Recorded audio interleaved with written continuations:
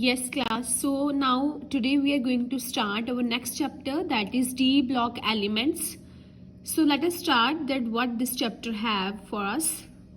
So see students, so first of all we will discuss what are D block elements. So ਅਸੀਂ ਸਾਰਿਆਂ ਨੇ periodic table ਦੇਖਿਆ ਹੀ ਹੋਇਆ ਹੈ, ਠੀਕ ਹੈ.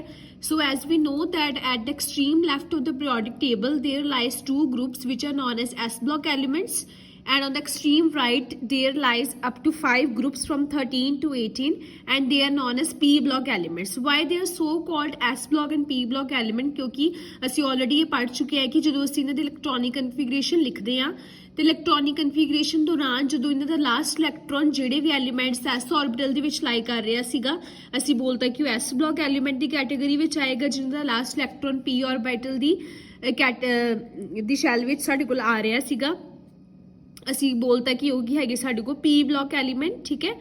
ਸੋ ਨੈਕਸਟ ਜਿਹੜਾ ਅਸੀਂ ਡਿਸਕਸ ਕਰਨਾ ਇਸ ਚੈਪਟਰ ਦੇ ਵਿੱਚ they are D block element, ਕਿਉਂਕਿ ਐਸ ਬਲੌਕ ਐਲੀਮੈਂਟ ਤੁਸੀਂ ਆਲਰੇਡੀ ਐਲਕਲੀ ਐਂਡ ਐਲਕਲੀਨ ਅਰਥ ਮੈਟਲ +1 ਕਲਾਸ ਦੇ ਵਿੱਚ ਪੜ੍ਹ ਚੁੱਕੇ ਆ.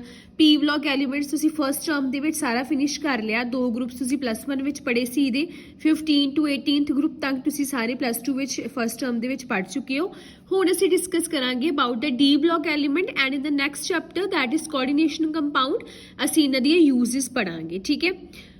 ਸੋ ਦੇਖੋ ਬੇਟਾ D block element are also called transition element. ਅਸੀਂ ਕੱਲ ਵੀ ਗੱਲ ਕਰ ਚੁੱਕੇ ਸੀ ਕਿਉਂ ਇਹਨਾਂ ਨੂੰ ਟ੍ਰਾਂਜੀਸ਼ਨ ਐਲੀਮੈਂਟ ਅਸੀਂ ਬੋਲਦੇ ਹਾਂ, ਕਿਉਂਕਿ ਇਹਨਾਂ ਦੀਆਂ ਪ੍ਰੋਪਰਟੀਜ਼ ਜਿਹੜੀਆਂ ਪੂਰੀਆਂ ਡਿਫਰੈਂਟ ਹੁੰਦੀਆਂ from the S and P block, ਮਤਲਬ from moving to S to P block ਜਿਹੜੇ ਵਿਚਕਾਰ ਐਲੀਮੈਂਟ ਸਾਡੇ ਕੋਲ ਆ ਰਹੇ ਇਹਨਾਂ ਦੀਆਂ ਪ੍ਰੋਪਰਟੀਜ਼ ਵਿੱਚ ਇੱਕ ਸਡਨ ਚੇਂਜ ਸਾਨੂੰ ਦੇਖਣ ਨੂੰ ਮਿਲਦਾ ਵਾ ਜਿਹੜਾ ਸਾਨੂੰ ਐਸ ਤੇ ਪੀ ਬਲੌਕ ਦੇ ਵਿੱਚ ਵੇਖਣ ਨੂੰ ਨਹੀਂ ਮਿਲਦਾ. That is why they are also called S transition element. And also ਬੇਟਾ ਇਨ ਦਿਸ ਚੈਪਟਰ ਅਸੀਂ ਟ੍ਰਾਂਜੀਸ਼ਨ ਐਲੀਮੈਂਟ ਉਹਨਾਂ ਨੂੰ ਬੋਲਦੇ ਹਾਂ ਜਿਨ੍ਹਾਂ ਦੀ ਡੀ ਆਰਬਿਟਲ ਦੇ ਵਿੱਚ ਜਾਂ ਤੇ ਉਹ ਪਾਰਸ਼ਲੀ ਫਿਲ ਹੋਵੇ ਜਾਂ ਫੁੱਲੀ ਫਿਲਡ ਡੀ ਆਰਬਿਟਲਸ ਹੋਣ, ਠੀਕ ਹੈ ਜੀ. ਉਹਨੂੰ ਅਸੀਂ ਕੀ ਬੋਲਦੇ ਹਾਂ? ਟ੍ਰਾਂਜੀਸ਼ਨ ਐਲੀਮੈਂਟ, ਠੀਕ ਹੈ. ਸੌਰੀ, ਜਾਂ ਤੇ ਉਹਨਾਂ ਦੀ ਹਾਫ ਫਿਲਡ ਡੀ ਆਰਬਿਟਲ ਹੋਵੇ, ਠੀਕ ਹੈ, ਜਾਂ ਉਹਨਾਂ ਦੀ ਕੀ ਹੋਵੇ ਪਾਰਸ਼ਲੀ ਫਿਲਡ ਡੀ ਆਰਬਿਟਲ ਜਿਹੜੀ ਹੋਵੇ ਅਸੀਂ ਉਹਨਾਂ ਨੂੰ ਕੀ ਬੋਲਦੇ ਹਾਂ? Transition element. So what are transition element? The elements having partially or half filled D orbital, ਠੀਕ ਹੈ. ਸੋ ਜਿਹਨਾਂ ਦੀ ਡੀ ਆਰਬਿਟਲ ਜਾਂ ਹਾਫ ਫਿਲਡ ਹੋਵੇ ਜਾਂ ਪਾਰਸ਼ਲੀ ਫਿਲਡ ਹੋਵੇ ਨੂੰ ਅਸੀਂ ਕੀ ਬੋਲਦੇ ਹਾਂ? ਟ੍ਰਾਂਜੀਸ਼ਨ ਐਲੀਮੈਂਟ ਉਹਨਾਂ ਨੂੰ ਵੀ ਅਸੀਂ ਬੋਲਦੇ ਹਾਂ. ਸੋ ਦੇਖੋ ਇੱਥੇ ਸਾਡੇ ਕੋਲ ਡੀ ਬਲੌਕ ਐਲੀਮੈਂਟ ਹੈਗੇ ਆ, ਅਸੀਂ 3 ਸੀਰੀਜ਼ ਦੇ ਵਿੱਚ ਪੜਾਂਗੇ. ਜਿਹੜੀ ਫਸਟ ਸੀਰੀਜ਼ ਹੈ ਟ੍ਰਾਂਜੀਸ਼ਨ ਸੀਰੀਜ਼ ਉਹ ਸਟਾਰਟ ਹੋ ਰਹੀ ਹੈ scandium to zinc, that is from 21 atomic number to 30. Second transition series ਸਾਡੇ ਕੋਲ start ਹੋ ਰਹੀ ਹੈ ਯੂਟੇਰੀਅਮ to cadmium, ਠੀਕ ਹੈ, that is 39 to 48. and third transition series ਸਾਡੇ ਕੋਲ start ਹੋ ਰਹੀ ਹੈ from lanthanum to mercury. lanthanum ਤੋਂ ਲੈ ਕੇ ਹੈਫਨੀਅਮ ਤੱਕ ਸਾਡੇ ਕੋਲ ਜਿਹੜਾ ਕੁਝ ਐਲੀਮੈਂਟਸ ਦਾ ਗੈਪ ਹੈਗਾ ਹੈ, ਠੀਕ ਹੈ. ਇਹ ਕਿਉਂ ਸਾਡੇ ਕੋਲ ਗੈਪ ਆਇਆ? ਇਹ ਸਾਡੇ ਕੋਲ ਸਾਰੇ ਲੈਂਥੋਨਾਇਡ ਐਲੀਮੈਂਟਸ ਹੈਗੇ ਜਿਹੜੇ ਅਸੀਂ ਇੱਕ ਸੈਪਰੇਟ ਸੀਰੀਜ਼ ਵਿੱਚ ਰੱਖੇ ਕਿਉਂਕਿ ਇਹਨਾਂ ਵਿੱਚ ਜਿਹੜਾ ਇਲੈਕਟ੍ਰੋਨ ਜਿਹੜਾ ਐਫ ਸਬ ਸ਼ੈਲ ਦੇ ਵਿੱਚ ਜਾ ਰਿਹਾ ਸੀਗਾ, ਦੈਟਸ ਵਾਈ, ਠੀਕ ਹੈ. ਸੋ ਦੈਟ ਇਜ਼ ਅਸੀਂ ਕਹਿ ਸਕਦੇ ਹਾਂ ਕਿ ਥਰਡ ਟ੍ਰਾਂਜੀਸ਼ਨ ਸੀਰੀਜ਼ ਹੈਫਨਮ ਤੋਂ ਲੈ ਕੇ ਮਰਕਰੀ ਤੱਕ ਸਾਡੇ ਕੋਲ ਜਿਹੜੀ ਹੈ ਉਹ ਜਾ ਰਹੀ ਹੈ, ਠੀਕ ਹੈ ਜੀ. ਸੋ ਬੇਸਿਕਲੀ ਅਸੀਂ ਇਸ ਚੈਪਟਰ ਦੇ ਵਿੱਚ ਇਹਨਾਂ 3 ਸੀਰੀਜ਼ ਦੀ ਗੱਲ ਕਰਾਂਗੇ ਤੇ ਪਰਟੀਕੂਲਰਲੀ ਸਪੈਸ਼ਲੀ ਅਸੀਂ ਫਸਟ ਸੀਰੀਜ਼ ਬਾਰੇ ਜਿਹੜਾ ਹੈਗਾ ਏ ਉਹ ਪੜਾਂਗੇ, ਠੀਕ ਹੈ ਜੀ. Clear? So this is the intro of the transition element or D block element. Yes class, so now we will discuss the general electronic configuration of D block element. The general electronic configuration of D block element include n-1 D 1 to 10 ns 1 to 2, ठीक है. सो जिथे n-1 ਸਾਡੇ ਕੋਲ ਹੈਗੀ inner shell, ਠੀਕ ਹੈ, that is second last shell. ਇਹਨੂੰ ਅਸੀਂ ਪੈਨਲਟੀਮੇਟ ਸ਼ੈਲ ਵੀ ਕਹਿੰਦੇ ਆ ਤੇ ਸਾਨੂੰ ਪਤਾ ਜਿਹੜਾ ਡੀ ਆਰਬਿਟਲ ਹੁੰਦਾ ਉਹਦੇ ਵਿੱਚ 10 ਇਲੈਕਟ੍ਰੋਨ ਆ ਸਕਦੇ, ਦੈਟ ਇਜ਼ n-1 D. ਕਿ ਜਿਹੜੀ ਸਾਡੇ ਕੋਲ ਡੀ ਸਬ ਸ਼ੈਲ ਹੋਏਗੀ ਉਹ ਕੀ ਹੈਗੀ ਹੈ ਸਾਡੇ ਕੋਲ ਡੀ ਆਰਬਿਟਲ ਜਿਹੜਾ ਸਾਡੇ ਕੋਲ ਹੈਗਾ ਏ ਉਹ ਇਨਰ ਵਾਲਾ ਹੋਏਗਾ, ਠੀਕ ਹੈ, ਦੈਟ ਇਜ਼ ਸੈਕਿੰਡ ਲਾਸਟ ਅਸੀਂ ਇਨਕਲੂਡ ਕਰਾਂਗੇ. ਐਂਡ ਸਾਨੂੰ ਪਤਾ ਡੀ ਆਰਬਿਟਲ ਦੇ ਵਿੱਚ 10 ਇਲੈਕਟ੍ਰੋਨ ਆ ਸਕਦੇ ਆ ਤੇ ns ਦੇ ਵਿੱਚ ਸਾਨੂੰ ਪਤਾ 1 ਤੋਂ ਲੈ ਕੇ 2 ਤੱਕ ਸਾਡੇ ਕੋਲ ਇਲੈਕਟ੍ਰੋਨ ਜਿਹੜੇ ਉਹ ਆ ਸਕਦੇ ਆ, ਠੀਕ ਹੈ. ਫੋਰ ਐਗਜ਼ਾਮਪਲ ਜੇ ਸਾਡੇ ਕੋਲ n ਦੀ ਵੈਲਿਊ 4 ਆ ਹਨਾ ਤੇ ਫਿਰ ਸਾਡੇ ਕੋਲ ਡੀ ਆਰਬਿਟਲ ਹੋਏਗਾ ਉਹ ਹਮੇਸ਼ਾ ਇੱਕ ਪਿੱਛੇ ਹੋਏਗਾ, ਮਤਲਬ ਕਿ ਉਹ ਤੋਂ ਇੱਕ ਅੰਦਰ ਵਾਲਾ ਹੋਏਗਾ, ਇੱਕ ਪੈਨਲਟੀਮੇਟ ਡੀ ਆਰਬਿਟਲ ਹੋਏਗਾ ਸਾਡੇ ਕੋਲ, ਠੀਕ ਹੈ, ਦੈਟ ਇਜ਼ ਫਿਰ ਉਹ 3D ਹੋ ਜਾਏਗਾ, ਠੀਕ ਹੈ. ਐਂਡ ਆਲਸੋ ਅਸੀਂ ਪਹਿਲਾਂ ਵੀ ਗੱਲ ਕੀਤੀ ਕਿ ਜਿਹੜੇ ਡੀ ਬਲੌਕ ਐਲੀਮੈਂਟ ਹੈਗੇ ਅਸੀਂ ਇਹਨੂੰ ਟ੍ਰਾਂਜੀਸ਼ਨ ਐਲੀਮੈਂਟ ਕਿਉਂ ਬੋਲਦੇ ਆ? ਬੇਸਿਕਲੀ ਇੱਕ ਰੀਜ਼ਨ ਤੇ ਇਹ ਹੈ ਕਿ ਜਦੋਂ ਅਸੀਂ S to P block move ਕਰਦੇ ਆ ਤੇ ਡੀ ਬਲੌਕ ਐਲੀਮੈਂਟ ਦੀਆਂ ਪ੍ਰੋਪਰਟੀਜ਼ ਜਿਹੜੀਆਂ ਉਹ ਕਾਫੀ ਜਿਹੜੀਆਂ ਵੇਰੀਏਬਲ ਆ, ਚੇਂਜ ਮਤਲਬ ਚੇਂਜ ਸ਼ੋ ਕਰਦੀਆਂ as compare to P block block element, ਠੀਕ ਹੈ, ਕਿ ਮਤਲਬ S to P ਬਲੌਕ ਜਾਂਦੇ ਹੋਏ ਕਾਫੀ ਚੇਂਜਿਸ ਸਾਨੂੰ ਇਹਨਾਂ ਦੇ ਵਿੱਚ ਆਉਂਦੀਆਂ ਦਿਖਦੀਆਂ ਨੇ, ਠੀਕ ਹੈ। ਸੈਕੰਡਲੀ ਅਸੀਂ ਗੱਲ ਕੀਤੀ ਸੀ ਕਿ ਟ੍ਰਾਂਜੀਸ਼ਨ ਐਲੀਮੈਂਟ ਅਸੀਂ ਉਹਨਾਂ ਨੂੰ ਬੋਲਦੇ ਹਾਂ ਜਿਨ੍ਹਾਂ ਦੀ d ਆਰਬਿਟਲ ਜਿਹੜੀ ਹੈ ਜਾਂ ਤੇ ਉਹ ਪਾਰਸ਼ਲੀ ਫਿਲਡ ਹੋਵੇ, ਠੀਕ ਹੈ, ਜਾਂ ਉਹ ਹਾਫ ਫਿਲਡ ਹੋਵੇ, ਦੈਟ ਇਜ਼ d ਆਰਬਿਟਲ ਦੇ ਵਿੱਚ ਜਾਂ ਤੇ 5 ਇਲੈਕਟ੍ਰੋਨ ਹੋਣ, d5 ਜਾਂ d9 ਤੱਕ ਹੋਣ, ਠੀਕ ਹੈ। ਸੋ ਇਹਦਾ ਮਤਲਬ ਜਿਨ੍ਹਾਂ ਦੀ ਡੀ ਆਰਬਿਟਲ ਫੁੱਲੀ ਫਿਲਡ ਹੋਏਗੀ, D10 ਹੋਏਗੀ, ਉਹਨੂੰ ਅਸੀਂ ਟ੍ਰਾਂਜੀਸ਼ਨ ਐਲੀਮੈਂਟ ਨਹੀਂ ਬੋਲਦੇ, ਠੀਕ ਹੈ।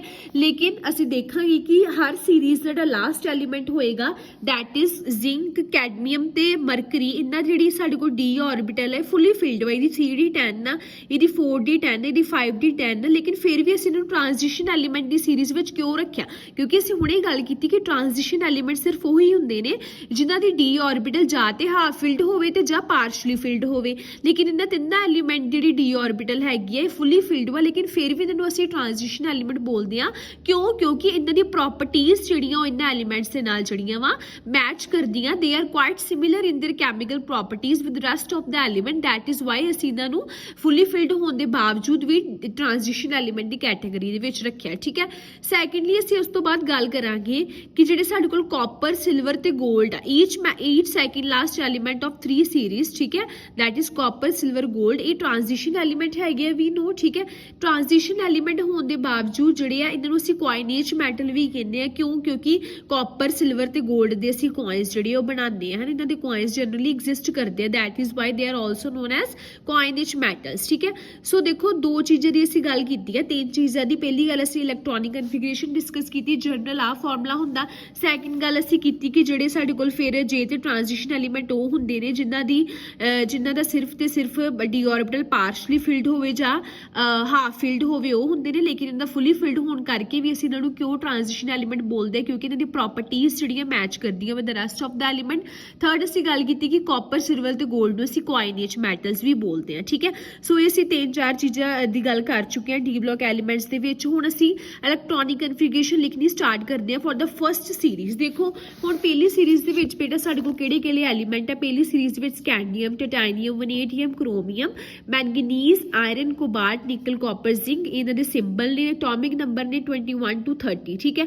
हुण जदों असीं इलैक्ट्रॉनिक कन्फिगरेशन लिखांगे, देखो स्कैंडियम दा 21 ने, ठीक है, ते सानूं पता 18 तक साडे कोल जिहड़ी आर्गन है, ठीक है। सो इहदा मतलब कि साडे कोल जे 1s2 2s2 2p6 3s2, ठीक है, एंड 3p6, ओके। सो ये साडे कोल की हो गए 10 ਤੇ 8 18 ਇਹ ਆਰਗਨ ਆ। ਸੋ ਮਤਲਬ ਅਸੀਂ ਜਨਰਲ ਕਨਫੀਗਰੇਸ਼ਨ ਦੇ ਵਿੱਚ ਜਿਹੜੀ ਆਰਗਨ ਕੰਸੀਡਰ ਕਰਾਂਗੇ ਕਿ ਇੱਥੋਂ ਤੱਕ ਸਾਡਾ ਆਰਗਨ ਨੇ ਨੋਬਲ ਗੈਸ ਨੇ ਕੰਪਲੀਟ ਕਰ ਦੇਣਾ। ਸੋ ਸਾਡੇ ਕੋਲ ਸਕੈਂਡੀਅਮ ਦੀ ਕਨਫੀਗਰੇਸ਼ਨ ਕੀ ਬਣੇਗੀ? ਆਰਗਨ ਦੈਟ ਇਜ਼ 18 ਹੋ ਗਏ, 21 ਇਲੈਕਟ੍ਰੋਨਸ ਆਣੇ ਨੇ, ਠੀਕ ਹੈ। ਫਿਰ ਉਸ ਤੋਂ ਬਾਅਦ ਬੇਟਾ ਅਸੀਂ ਹਮੇਸ਼ਾ ਜਿਹੜਾ ਇਲੈਕਟ੍ਰੋਨ ਆ ਭਾਵੇਂ ਅਸੀਂ 4s ਵਿੱਚ ਐਡ ਕਰਾਂਗੇ, ਲੇਕਿਨ ਲਿਖਣ ਦੇ ਵਿੱਚ ਅਸੀਂ ਹਮੇਸ਼ਾ 3d ਲਿਖਦੇ ਆ। ਇਹ ਗੱਲ ਤੁਸੀਂ +1 ਦੇ ਵਿੱਚ ਵੀ ਕੀਤੀ ਸੀਗੀ, ਹੈ ਨਾ। ਸੋ ਦੇਖੋ 18 ਹੋ ਗਈ ਇਹਦੇ, 19 20 ਆ ਜਾਣੇ ਸਾਡੇ ਕੋਲ ਇੱਥੇ, ਠੀਕ ਹੈ, ਤੇ 21 ਵਾਲਾ ਸਾਡੇ ਕੋਲ ਕਿੱਥੇ ਆ ਜਾਣਾ? ਡੀ ਆਰਬਿਟਲ ਦੇ ਵਿੱਚ। ਸਿਮਿਲਰਲੀ ਟਾਈਟੈਨੀਅਮ ਦੀ ਗੱਲ ਕਰੀਏ, ਆਰਗਨ 18 ਹੋ ਗਏ, ਠੀਕ ਹੈ, ਅਗੇਨ 19 20 ਇਹਦੇ ਵਿੱਚ ਤੇ 21 22 ਇਹਦੇ ਵਿੱਚ, ਠੀਕ ਹੈ। ਅਗੇਨ ਵਨੇਡੀਅਮ, ਆਰਗਨ 3d 4s 18 19 20 21 22 23, ਠੀਕ ਹੈ। ਸੋ 3 ਇਲੈਕਟ੍ਰੋਨ ਇਹਦੇ ਵਿੱਚ ਹੋ ਗਏ, ਠੀਕ ਹੈ। ਸੋ ਅਸੀਂ ਕੀ ਦੇਖ ਰਹੇ ਹਾਂ? ਇਹ ਸਾਡੇ ਕੋਲ ਜਨਰਲ ਕਨਫੀਗਰੇਸ਼ਨ ਜਿਹੜੀ ਹੋਏਗੀ फस्ट ब्लॉक ਜਿਹੜੇ first D block element series ਦੀ, that is from scandium to zinc. So ਅਸੀਂ ਬਾਕੀ ਵੀ ਲਿਖਦੇ। ਹੁਣ ਦੇਖੋ क्रोमियम ਦੀ ਅਸੀਂ ਗੱਲ ਕਰੀਏ, ਇਹ ਹੋ ਗਈ 18 19 20 ਤੇ 4 24, ਠੀਕ ਹੈ। ਅਗੇਨ मैंगनीज ਲਿਖਣ ਚ ਪਹਿਲਾਂ 3d ਲੇਕਿਨ ਫਿਲ ਕਰਨ ਚ ਪਹਿਲਾਂ 4s, ਠੀਕ ਹੈ। 18 19 20 ਤੇ 5, ठीक है, क्योंकि 25 एटॉमिक नंबर है। Again argon 3d 6 4s 2, cobalt 3d 7 4s 2, निकल 3d 8 4s 2, and copper 3d 9 4s 2, and argon 3d 10 4s 2, ठीक है जी। सो ये साडे को आ गई configuration of the first transition series of the D block element that is from scandium to zinc। ਹੁਣ ਤੁਸੀਂ ਦੇਖ ਸਕਦੇ ਹੋ ਕਿ ਜ਼ਿੰਕ ਦਾ ਜਿਹੜਾ D orbital ਉਹ ਪੂਰਾ ਫੁੱਲੀ ਫਿਲਡ ਵਾ 3d10 ਨਾ, ਹੈ ਨਾ। ਫਿਰ ਵੀ ਅਸੀਂ ਗੱਲ ਕਰ ਚੁੱਕੇ ਕਿ ਇਹ ਟ੍ਰਾਂਜੀਸ਼ਨ ਐਲੀਮੈਂਟ ਹੋਣਾ ਤੇ ਚਾਹੀਦਾ ਹੀ ਨਹੀਂ ਹੈ, ਕਿਉਂਕਿ ਟ੍ਰਾਂਜੀਸ਼ਨ ਐਲੀਮੈਂਟ ਸਿਰਫ ਉਹੀ ਹੁੰਦੇ ਨੇ ਜਿਨ੍ਹਾਂ ਦਾ ਬਾਹਰਲਾ ਸ਼ੈਲ ਜਿਹੜਾ ਜਾਂ ਤੇ ਉਹਦੇ ਵਿੱਚ ਪਾਰਸ਼ਲੀ ਮਤਲਬ ਅੱਧਾ ਭਰਿਆ ਹੋਵੇ D orbital ਤੇ ਜਾਂ ਕੀ ਆ 9 ਤੱਕ ਹੋਵੇ, ਮਤਲਬ 10D10 ਵਾਲੇ ਨਹੀਂ ਅਸੀਂ ਇਨਕਲੂਡ ਕਰਦੇ, ਲੇਕਿਨ ਫਿਰ ਵੀ ਅਸੀਂ ਇਹਨਾਂ ਨੂੰ ਇਨਕਲੂਡ ਕਰਦੇ ਕਿਉਂਕਿ ਇਹਨਾਂ ਦੀ ਪ੍ਰੋਪਰਟੀਜ਼ ਜਿਹੜੀਆਂ ਉਹ ਮੈਚ ਕਰਦੀਆਂ ਨੇ, ਠੀਕ ਹੈ, with the rest of the element. So ਦੇਖੋ ਇਹ ਸਾਡੇ ਕੋਲ ਜਨਰਲ ਕਨਫੀਗਰੇਸ਼ਨ ਆ ਗਈ। ਹੁਣ ਇਸ ਕੇਸ ਦੇ ਵਿੱਚ ਅਸੀਂ ਦੋ ਨੋਰਮਸ ਕਨਫੀਗਰੇਸ਼ਨ ਦੀ ਗੱਲ ਕਰਨੀ ਹੈ। ਇੱਕ ਸਾਡੇ ਕੋਲ ਹੁੰਦੀ ਹੈ, ਅਸੀਂ +1 ਦੇ ਵਿੱਚ ਵੀ ਪੜਿਆ, ਕ੍ਰੋਮੀਅਮ ਦੀ ਤੇ ਇੱਕ ਕਾਪਰ ਦੀ। ਦੇਖੋ ਹੁਣ ਜੇ ਇੱਧਰ ਸਾਡੇ ਕੋਲ ਅਸੀਂ ਇੱਕ ਇਲੈਕਟ੍ਰੋਨ ਐਸ ਦਾ ਇੱਥੇ ਸ਼ਿਫਟ ਕਰਤੀਏ ਤੇ ਸਾਡੇ ਕੋਲ ਡੀ ਜਿਹੜੀ ਹਾਫ ਫਿਲਡ ਹੋ ਜਾਣੀ ਵਿਚ ਇਜ਼ ਮੋਰ ਸਟੇਬਲ। ਇਸੇ ਕਰਕੇ ਅਸੀਂ ਕ੍ਰੋਮੀਅਮ ਦੀ ਕਨਫੀਗਰੇਸ਼ਨ ਹਮੇਸ਼ਾ 3d5 4s1 ਮੰਨ ਕੇ ਚੱਲਦੇ ਹਾਂ, ਠੀਕ ਹੈ। ਕਿਉਂਕਿ ਜੇ ਇੱਕ ਇਲੈਕਟ੍ਰੋਨ ਇੱਧਰ ਚੱਲ ਜਾਏਗਾ ਤੇ ਹਾਫ ਫਿਲਡ ਹੋ ਜਾਣਾ ਤੇ ਸਾਨੂੰ ਪਤਾ ਹਾਫ ਫਿਲਡ ਕਨਫੀਗਰੇਸ਼ਨ ਜ਼ਿਆਦਾ ਸਟੇਬਲ ਹੁੰਦੀਆਂ ਨੇ, ਠੀਕ ਹੈ। ਸਿਮਿਲਰਲੀ ਕਾਪਰ ਦੀ ਗੱਲ ਕਰੀਏ, ਕਾਪਰ 3d9 4s2 ਆ, ਲੇਕਿਨ ਜੇ ਅਸੀਂ ਇੱਕ ਇਲੈਕਟ੍ਰੋਨ ਇੱਥੇ ਲੈ ਚੱਲੀਏ ਇਹਦਾ ਤੇ ਇਹ ਵੀ ਸਾਡੇ ਕੋਲ ਬਣ ਜਾਣੀ ਹੈ 3d10 4s1, ਠੀਕ ਹੈ। ਇਸੇ ਕਰਕੇ ਸਾਡੇ ਕੋਲ ਕਾਪਰ ਤੇ ਕ੍ਰੋਮੀਅਮ ਦੀ ਕਨਫੀਗਰੇਸ਼ਨ ਅਨੋਰਮਸ ਆਂਦੀ ਵਾ ਤੇ ਅਸੀਂ ਇਹਨਾਂ ਨੂੰ ਇੱਦਾਂ ਰਾਈਟ ਡਾਊਨ ਕਰਦੇ। ਤੁਸੀਂ ਦੇਖ ਸਕਦੇ ਹੋ ਇੱਥੇ ਵੀ ਤੁਹਾਡੇ ਕੋਲ ਇਹਦੀ ਕਨਫੀਗਰੇਸ਼ਨ ਹਾਈਲਾਈਟ ਕਰਕੇ ਲਿਖੀ ਗਈ ਤੇ ਇਹਨੂੰ ਬੋਲਦੇ ਆ anomalous configuration of copper and chromium. This is due to their half filled and fully filled stable configuration. ਕਿਉਂਕਿ ਅਸੀਂ ਦੇਖਦੇ ਆ ਨਾ ਕਿ ਜੇ ਸਾਡੇ ਕੋਲ ਹਾਫ ਫਿਲਡ ਹੁੰਦੀ ਹੈ ਈਜ਼ੀਲੀ ਅਸੀਂ ਕਰ ਦਿੰਦੇ, ਕਿਉਂਕਿ ਸਾਨੂੰ ਪਤਾ ਹਾਫ ਫਿਲਡ ਤੇ ਫੁੱਲੀ ਫਿਲਡ ਕਨਫੀਗਰੇਸ਼ਨ ਜਿਹੜੀਆਂ ਉਹ ਜ਼ਿਆਦਾ ਸਟੇਬਲ ਹੁੰਦੀ ਹੈ। +1 ਦੇ ਵਿੱਚ ਤੁਸੀਂ ਕੁਐਸਚਨ ਵੀ ਕੀਤਾ ਸੀਗਾ ਸੈਕਿੰਡ ਚੈਪਟਰ ਦੇ ਵਿੱਚ ਲਾਸਟ ਤੇ ਕਿ what is the reason for the enormous configuration of copper and chromium। ਉਹਦੇ ਵਿੱਚ ਇਹੀ ਸੀਗਾ, એનર્ਜੀ ਵਾਲਾ ਰੀਜ਼ਨ ਸੀਗਾ, ਸਟੇਬਿਲਿਟੀ ਵਾਲਾ ਰੀਜ਼ਨ ਸੀ, ਅਪ ਟੂ ਸੋ ਔਨ, ਠੀਕ ਹੈ। So this is all about the first transition series in the configuration ਵਾ, ਠੀਕ ਹੈ। And following the same rule ਸਾਡੇ ਕੋਲ ਆ ਜਾਣੀ ਹੈ ਸੈਕਿੰਡ ਟ੍ਰਾਂਜੀਸ਼ਨ ਸੀਰੀਜ਼। ਉਹਦੇ ਵਿੱਚ ਸਾਡੇ ਕੋਲ 4d ਤੇ 5s ਦੀ ਫਿਲਿੰਗ ਹੋਣੀ ਆ, ਇਹਦੇ ਵਿੱਚ ਸਾਡੇ ਕੋਲ 3d ਤੇ 4s ਦੀ ਸੀਗੀ, ਇਹਦੇ ਵਿੱਚ ਸਾਡੇ ਕੋਲ 4d ऑर्बिटल ਦੀ ਫਿਲਿੰਗ ਹੋਏਗੀ, ਠੀਕ ਹੈ। ਤੇ ਇਹਦੇ ਵਿੱਚ ਨੋਬਲ ਗੈਸ ਕ੍ਰਿਪਟਨ ਸਾਡੇ ਕੋਲ ਚੱਲੇਗੀ। And again for the third transition series ਸਾਡੇ ਕੋਲ f ऑर्बिटल ਦੀ ਫਿਲਿੰਗ ਸਟਾਰਟ ਹੋ ਜਾਣੀ ਹੈ ਇਹਦੇ ਵਿੱਚ, ਠੀਕ ਹੈ। And for the fourth transition series again ਸਾਡੇ ਕੋਲ 6d ऑर्बिटल ਜਿਹੜਾ ਉਹ ਆ ਜਾਣਾ ਹੈ, ਠੀਕ ਹੈ। ਸੋ ਇਨ ਜਨਰਲ ਬੇਟਾ ਅਸੀਂ ਜਿਹੜੀ ਫਸਟ ਟ੍ਰਾਂਜੀਸ਼ਨ ਸੀਰੀਜ਼ ਹੈ ਇਹਨੂੰ ਹੀ ਲੈ ਕੇ ਚੱਲਾਂਗੇ ਤੇ ਸਾਡਾ ਜਿਹੜਾ ਨੈਕਸਟ ਚੈਪਟਰ ਕੋਆਰਡੀਨੇਸ਼ਨ ਕੰਪਾਊਂਡ ਆ ਉਹਦੇ ਵਿੱਚ ਵੀ ਅਸੀਂ ਇਸੇ ਸੀਰੀਜ਼ ਦੀ ਜਿਹੜੀ ਹੈ ਬੇਸਿਕਲੀ ਗੱਲ ਕਰਾਂਗੇ, ਠੀਕ ਹੈ ਜੀ।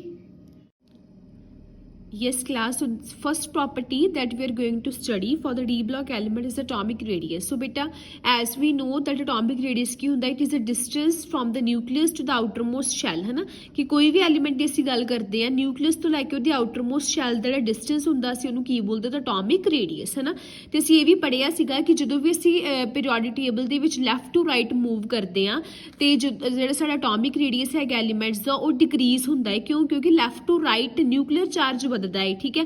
ਨਿਊਕਲੀਅਰ ਚਾਰਜ ਤੇ ਵੱਧਦਾ ਵਾ, ਅਟੋਮਿਕ ਨੰਬਰ ਵੀ ਵੱਧਦਾ ਵਾ ਤੇ ਨੰਬਰ ਆਫ ਇਲੈਕਟ੍ਰੋਨਸ ਵੀ ਵੱਧਦੇ ਆ। ਲੇਕਿਨ ਅਸੀਂ ਇਹ ਵੀ ਪੜ੍ਹਦੇ ਆਏ ਕਿ ਨੰਬਰ ਆਫ ਇਲੈਕਟ੍ਰੋਨਸ ਦਾ ਵਧਣਾ ਜਿਹੜਾ ਉਹ ਘੱਟ ਜਿਹੜਾ ਡੋਮੀਨੇਟਿੰਗ ਫੈਕਟਰ ਹੈਗਾ as compare to the increase in nuclear charge, ਠੀਕ ਹੈ। ਸੋ ਨਿਊਕਲੀਅਰ ਚਾਰਜ ਵਧੇਗਾ, ਨਿਊਕਲੀਅਸ ਦੀ ਪਾਵਰ ਵਧੇਗੀ, ਉਹ ਬਾਹਰ ਵਾਲੇ ਇਲੈਕਟ੍ਰੋਨ ਨੂੰ ਆਪਣੇ ਵੱਲ ਹੋਰ ਜ਼ਿਆਦਾ ਪਾਵਰ ਨਾਲ ਖਿੱਚੇਗਾ ਤੇ ਅਟੋਮਿਕ ਰੇਡੀਅਸ ਸਾਡੇ ਕੋਲ ਸ਼ਰਿੰਕ ਕਰ ਜਾਂਦਾ, ਅਟੋਮਿਕ ਸਾਈਜ਼ ਸਾਡੇ ਕੋਲ ਜਿਹੜਾ ਉਹ ਛੋਟਾ ਹੋ ਜਾਂਦਾ ਇਸ ਕੇਸ ਦੇ ਵਿੱਚ, ਠੀਕ ਹੈ। ਤੇ ਅਸੀਂ ਇਹ ਵੀ ਪੜ੍ਹਿਆ ਸੀਗਾ ਕਿ ਜਦੋਂ ਵੀ ਅਸੀਂ ਡਾਊਨ ਦਾ ਗਰੁੱਪ ਮੂਵ ਕਰਦੇ ਪੀਰੀਓਡਿਕ ਟੇਬਲ ਦੇ ਵਿੱਚ ਅਟੋਮਿਕ ਰੇਡੀਅਸ ਜਿਹੜਾ ਵੱਧਦਾ ਹੈ, ਠੀਕ ਹੈ।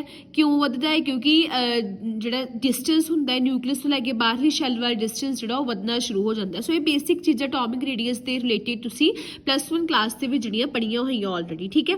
ਹੁਣ ਅਸੀਂ ਗੱਲ ਕਰਦੇ ਡੀ ਬਲੌਕ ਐਲੀਮੈਂਟ ਦੀ। ਜਦੋਂ ਅਸੀਂ ਡੀ ਬਲੌਕ ਐਲੀਮੈਂਟ ਦੇ ਅਟੋਮਿਕ ਰੇਡੀਅਸ ਦੇਖਦੇ ਹਾਂ ਅਲੱਗ-ਅਲੱਗ ਸੀਰੀਜ਼ ਦਾ, ਸੋ ਤੁਹਾਨੂੰ ਕੀ ਦੇਖਣ ਨੂੰ ਮਿਲਦਾ? ਜੇ ਅਸੀਂ ਫਸਟ ਸੀਰੀਜ਼ ਦੀ ਗੱਲ ਕਰੀਏ ਅਸੀਂ ਦੇਖ ਰਹੇ ਹਾਂ ਕਿ ਫਰੋਮ ਸਕੈਂਡੀਅਮ ਟੂ ਕ੍ਰੋਮੀਅਮ, ਠੀਕ ਹੈ। ਸਕੈਂਡੀਅਮ ਤੋਂ ਲੈ ਕੇ ਕ੍ਰੋਮੀਅਮ ਤੱਕ ਜਦੋਂ ਵੀ ਅਸੀਂ ਅਲੋਂਗ ਦਾ ਪੀਰੀਅਡ ਮੂਵ ਕੀਤੇ ਅਟੋਮਿਕ ਰੇਡੀਅਸ ਘਟਿਆ, ਠੀਕ ਹੈ। ਸੋ ਪਹਿਲਾ ਕੇਸ ਸਾਡੇ ਕੋਲ ਇਹੀ ਸੀ, ਸਾਨੂੰ ਵੇਖਣ ਨੂੰ ਮਿਲ ਰਿਹਾ ਕਿ ਸਕੈਂਡੀਅਮ ਟੂ ਕ੍ਰੋਮੀਅਮ ਸਾਡੇ ਕੋਲ ਅਟੋਮਿਕ ਰੇਡੀਅਸ ਘਟ ਰਿਹਾ। ਕਿਉਂ ਘਟ ਰਿਹਾ? ਕਿਉਂਕਿ ਨਿਊਕਲੀਅਰ ਚਾਰਜ ਵੱਧ ਰਿਹਾ, ਨਿਊਕਲੀਅਰ ਚਾਰਜ ਵਧੇਗਾ, ਨਿਊਕਲੀਅਸ ਦੀ ਪਾਵਰ ਵਧੇਗੀ, ਉਹ ਇਲੈਕਟ੍ਰੋਨ ਨੂੰ ਹੋਰ ਆਪਣੇ ਵੱਲ ਖਿੱਚੇਗਾ ਤੇ ਜਿਹਦੇ ਨਾਲ ਸਾਡਾ ਅਟੋਮਿਕ ਰੇਡੀਅਸ ਐਲੀਮੈਂਟਸ ਦਾ ਸ਼ਰਿੰਕ ਕਰ ਜਾਏਗਾ। ਲੇਕਿਨ ਕ੍ਰੋਮੀਅਮ ਟੂ ਮੈਂਗਨੀਜ਼ ਥੋੜਾ ਜਿਹਾ ਵੱਧ ਗਿਆ।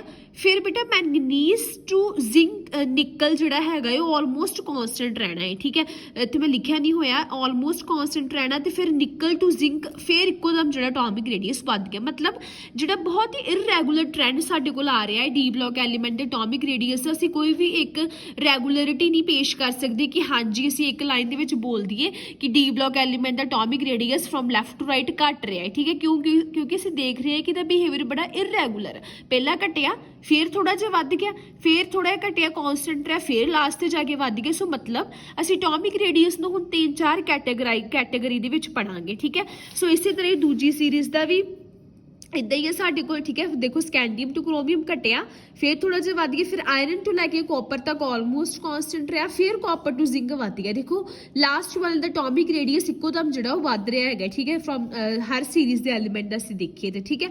सो असीं गल करदे पहली सीरीज नूं एक्सप्लेन करते हुए कि scandium two chromium atomic radius घटिया। असीं पहली गल कर ली कि scandium two chromium atomic radius घट रहा, क्यों घट रहा, क्योंकि सानू पता है लैफ्ट टू राइट मूव कर रहे हैं, न्यूक्लीयर चार्ज वध रहा है, ऑल दो नंबर ऑफ इलैक्ट्रॉन भी वध रहे हैं, लेकिन न्यूक्लीयर चार्ज का वधना जो ज़्यादा डोमीनेटिंग फैक्टर होने करके ये बाहर वाले इलैक्ट्रॉन को अपने वाल तेजी नाल खिंचेगा तो एटॉमिक रेडियस साडे कोल की आ वो घट जाता है, ठीक है।